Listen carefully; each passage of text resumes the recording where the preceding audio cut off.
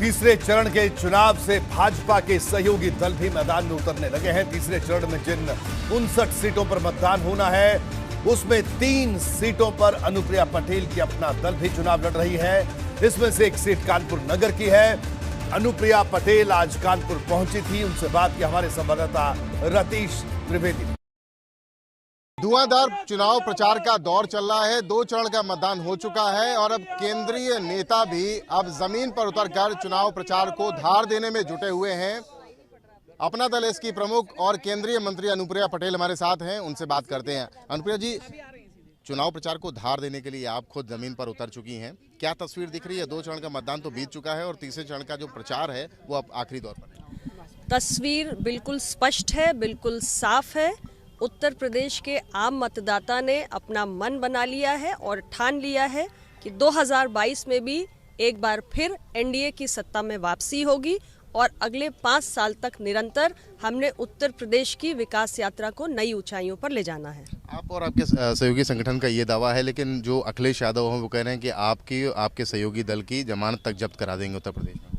और मैं कह रही हूँ कि अखिलेश जी के दावों की हवा निकल जाएगी। 10 मार्च को आप जरा नतीजे तो सामने आने दीजिए। 2 चरण के मतदान के बाद उन्होंने कहा कि 2 चरण के जो मतदान हुए हैं उनकी सीटों का शतक लग चुका है। आपका क्या मानना है? दोनों सीटों में दोनों चरणों के जो चुनाव हुए हैं, पहले चरण में हमारे सहयोगी पार्टी भारतीय जनता पार्टी को स्पष्ट बढ़त है और दूसरे चरण में एक सीट पर रामपुर के स्वाटांडा में अपना दल के प्रत्याशी भी उतरे हैं। और मैं दोनों चरणों के लिए आपको पूरे भरोसे के साथ कह रही हूं कि जनता ने अपने विश्वास की मोहर एनडीए गठबंधन के प्रत्याशियों पर लगाई है। कांग्रेस महासचिव प्रियंका गांधी की बात कर लें। प्रियंका गांधी ने रोड शो किया और कहा कि जो आपकी सरकार है, डबल इंजन की जो सरकार है, वो मुद्दों को भड़काने का काम करती है और जनता को अब आपसे सवाल पूछना चाहिए क्योंकि आप लोग सब कुछ बेचने में जुटे हुए हैं।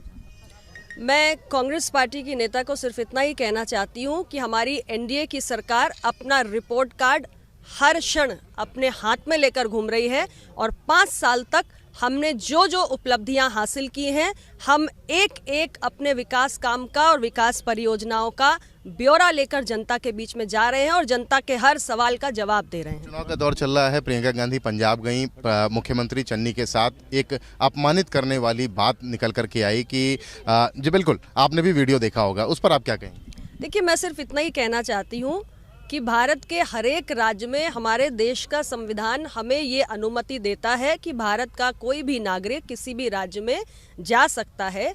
और इस प्रकार की जो बातें सामने आती हैं तो ये हमारे कांग्रेस पार्टी की जो एक संकीर्ण विचारधारा है उसको निश्चित रूप से उसे प्रदर्शित करती है और उत्तर भारतीयों का और बिहार प्रदेश के लोगों का उन्होंने अपमान किया है। हम इसकी अपना दल की ओर से, भारतीय जनता पार्टी की ओर से निंदा करते हैं। कानपुर से कैमरामैन पंकज निगम के साथ रतीश त्रिवेदी, एबीपी जनता।